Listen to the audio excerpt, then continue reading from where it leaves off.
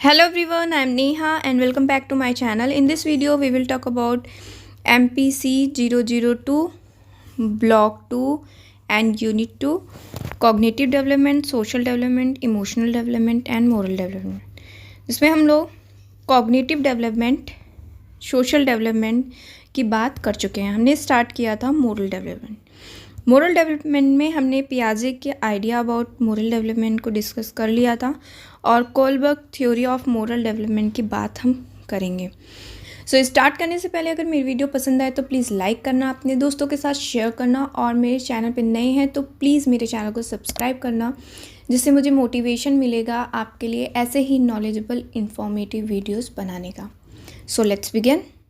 Lawrence Kohlberg ने अपनी theory को डेवलप किया था, जो कि Kohlberg's theory of moral development के नाम से भी जानी जाती है. बेसिकली इन्होंने जो अपनी थ्योरी डेवलप की थी वो पियाजे की जो थ्योरी थी उसको ही एक्सपेंड किया था. इनकी थ्योरी में ये सिर्फ 3 बेसिक्स क्वेश्चंस को जानना चाहते थे. फर्स्ट था इनका, how do people develop morality. Morality means कि किसी एक इंडिविजुअल पर्सन के अकॉर्डिंग क्या राइट है, क्या रॉन्ग है, ठीक है, उसकी मोरल डेवलपमेंट किस तरीके से होता है, ये जानना चाहते थे. एंड सेकंड वो जानना चाहते थे कि जो हमारे पेरेंट्स हैं एंड सोसाइटी है, क्या वो इन्फ्लुएंस करते हैं या फिर इम्पॉर्टेंट रोल प्ले करते हैं मोरल डेवलपमेंट में. एंड थर्ड क्वेश्चन ये था कि सारे बच्चों का डेवलपमेंट जो होता है मोरालिटी का, वो क्या सिमिलर वे में होता है या फिर डिफरेंट वे में होता है, ठीक है. तो जैसा कि मैंने बताया, इन्होंने अपनी थ्योरी को एक्सपेंड किया था और इनकी जो थ्योरी थी, जो एक्सप्लेन किया था, उन्होंने मोरल रीजनिंग पे बेस किया था. इनकी जो थ्योरी थी वो 3 प्राइमरी लेवल्स पे डिवाइडेड थी, जिसमें कि 2 स्टेजेस थे, सिमिलर जैसा कि पियाजे ने दिया है. जो पियाजे का बिलीव था कि that not all people reach the highest level of cognitive development, वहीं पे कोलबर्ग का मानना था कि believe that not everyone progresses to the highest stages of moral development. जिस तरीके से कॉग्निटिव डेवलपमेंट के हाईएस्ट लेवल पे नहीं पहुंच सकते हैं, ठीक उसी तरीके से कोलबर्ग का मानना था कि मोरल डेवलपमेंट के भी हाईएस्ट प्रोग्रेशन पे नहीं पहुंच सकते हैं, ठीक है. तो ये जान लेते हैं कि कोलबर्ग ने जो अपनी थ्योरी डेवलप की थी वो किस तरीके से की थी. तो कोलबर्ग ने कुछ स्टडी की थी जिसमें कुछ मोरल डिलेमास दिए गए थे, कुछ ग्रुप्स क्रिएट किए गए थे जिसमें चिल्ड्रन भी थे एज वेल एज एडल्ट्स और अडल्ट्स भी थे. तो उनके जो डिलेमास दिए गए थे वो फॉर्म ऑफ स्टोरी, एक स्टोरी के तरह दिया गया था. तो उनका बेस्ट नोन डिलेमास था जो कि एक आदमी था हैंस. उस पर बेस था कि उसकी वाइफ बहुत ज़्यादा बीमार रहती हैं, तो उसे वो मेडिसिन्स चुरानी चाहिए या फिर कैसे उसको मैनेज करना चाहिए. तो ये जो स्टोरी है पहले उसको आप सुनिए, उसके बाद हम उनके स्टेजेस वाइज उसको समझेंगे. इन यूरोप एक हेंस नाम का पर्सन था जिसकी वाइफ बहुत ही ज़्यादा बीमार थी, क्योंकि वह एक स्पेशल काइंड ऑफ कैंसर से पीड़ित थी. डॉक्टर्स ने हैंस से कहा कि सिर्फ एक ही दवा है जो उसकी वाइफ को बचा सकती है, जो कि अभी रिसेंटली सेम टाउन में डिस्कवर्ड हुई है. ड्रग बहुत ही ज़्यादा एक्सपेंसिव कॉस्ट से बना था, लेकिन जो ड्रगिस्ट था वो उस ड्रग कॉस्ट से भी 10 गुना ज़्यादा चार्ज मांग रहा था. उसको सिर्फ $200 में उस मेडिसिन को हैंस को दे देना चाहिए था, बट वो उसी स्मॉल डोज के लिए हैंस से $2000 चार्ज कर रहा था. बीमार वाइफ होने की वजह से हैंस ने सभी से मनी को बोरो किया, लेकिन फिर भी वह सिर्फ उस ड्रग के कॉस्ट का सिर्फ हाफ यानी $1000 ही जुटा पाया था. हैंस ने ड्रगिस्ट से कहा कि प्लीज़ मेरी वाइफ बीमार है, तुम अभी $1000 लेकर मुझे वो मेडिसिन दे दो, मैं आपको बाद में पे कर दूंगा. बट ड्रगिस्ट ने मना कर दिया. उसने कहा कि मैंने ये मेडिसिन डिस्कवर की है और मुझे इससे बहुत सारे पैसे बनाने. तो हैंस बहुत ज़्यादा परेशान हो गया. तो ऐसे सिचुएशन में हैंस को क्या करना चाहिए. कोलबर्ग ने कुछ इस तरीके के डिलेमास दिए थे और स्टोरी क्रिएट की थी, और इसी सिचुएशंस के थ्रू उन्होंने अपनी जो थ्योरी है उसको डेवलप किया था और स्टेज बाय स्टेज उसको बहुत अच्छे तरीके से उन्होंने एक्सप्लेन भी किया था. तो उन्हें ये जानना था कि हैंस इस सिचुएशन में क्या करता है। ठीक है, तो सबसे पहले हम ये जान लेते हैं उनके स्टेजेस के बारे में। तो जो कॉलबर्ग थे उन्होंने 3 लेवल्स ऑफ मोरल डेवलपमेंट दिए थे, जिसमें फर्स्ट था प्री कन्वेंशनल मोरालिटी, सेकंड है कन्वेंशनल मोरालिटी, थर्ड है पोस्ट कन्वेंशनल मोरालिटी।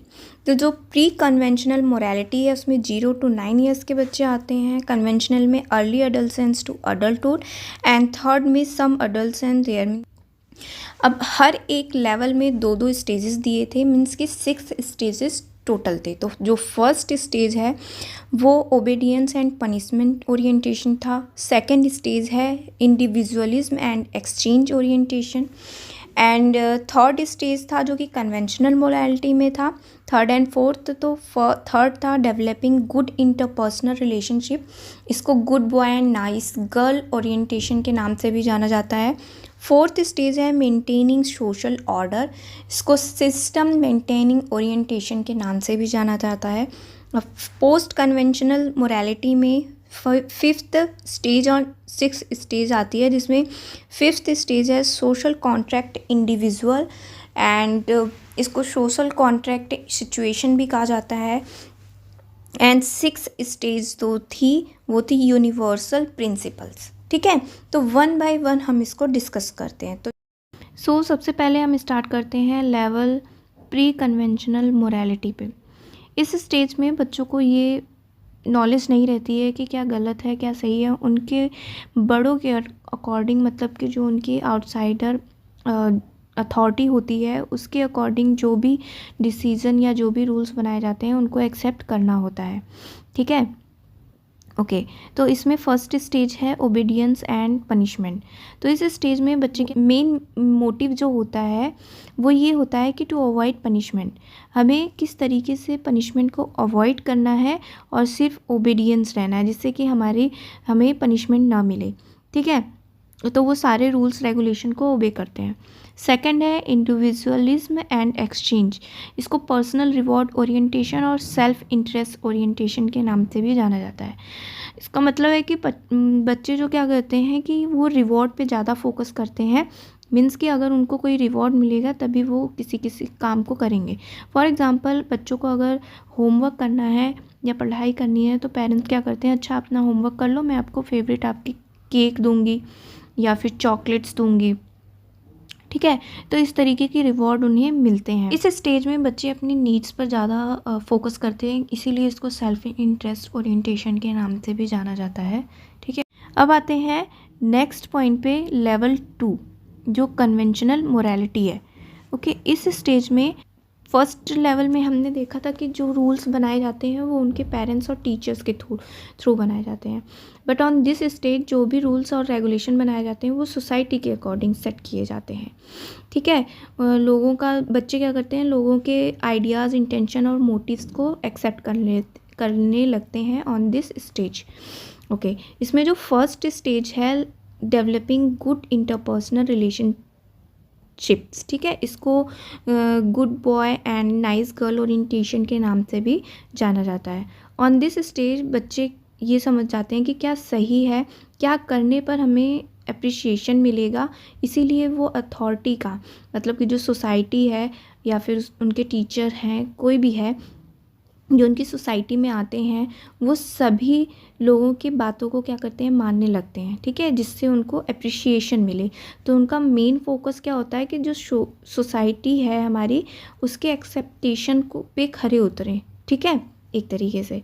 अब नेक्स्ट स्टेज पर आते हैं स्टेज 4 जो कि maintaining social order, authority and social order maintaining orientation नाम से भी जाना जाता है। इसमें लॉ और ऑर्डर जो होते हैं सोसाइटी के वो बिल्कुल फिक्स्ड होते हैं और उसी को मानना है। जैसे फॉर एग्ज़ाम्पल हमारे जो रोड पे जो साइंस बने रहते हैं उसको हमें एक्सेप्ट करना ही करना है, अगर उसको ब्रेक किया जाता है तो आपने देखा होगा कि फ़ाइन पे करना होता है।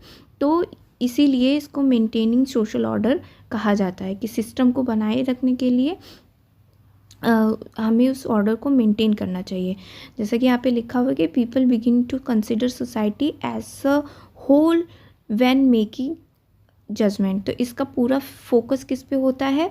Order by following the rules, doing one's duty and respecting authority. ठीक है, ठीक है। अब आते हैं लास्ट लेवल पे, पोस्ट कन्वेंशनल मोरालिटी। इस स्टेज में जो भी हमारे बड़ों के, सोसाइटी के अकॉर्डिंग जो भी रूल्स रेगुलेशन बनाए जाते हैं, उसके पीछे का रीज़न इस स्टेज में समझने लगते हैं कि ये रूल्स और रेगुलेशन क्यों बनाए गए हैं। ठीक है, एक तरीके से क्या होता है कि एब्स्ट्रैक्ट रीजनिंग जो है वो डेवलप हो जाती है और उस चीज़ को समझने लगते हैं।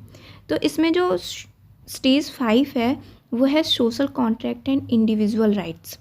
इस स्टेज में जो पर्सन होते हैं वो ये सोचते हैं कि जो ह्यूमन राइट्स है, ह्यूमन लाइफ है, is a more fundamental value than the property right of another person. तो इस स्टेज में क्या होता है कि जो लॉ होते हैं वो मैटर नहीं करता है, बस ह्यूमन लाइफ ज़्यादा मैटर करती है। ठीक है, जो राइट्स होते हैं पर्सन के वो ज़्यादा मैटर करते हैं।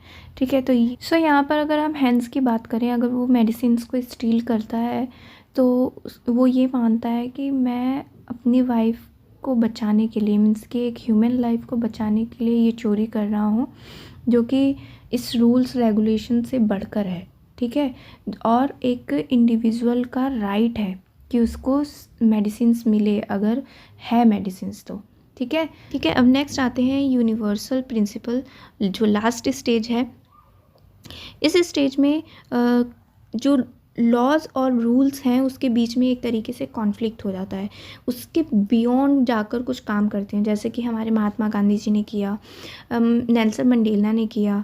ठीक है, जो रूल्स और लॉज बनाए गए हैं उसको ना मानकर उसके बियॉन्ड जाकर अपनी सोसाइटी के लिए उन्होंने वर्क किया। तो ये यूनिवर्सल प्रिंसिपल के अंडर में आएगा। ओके, ओके, ये थे सारे स्टेजेस और लेवल्स।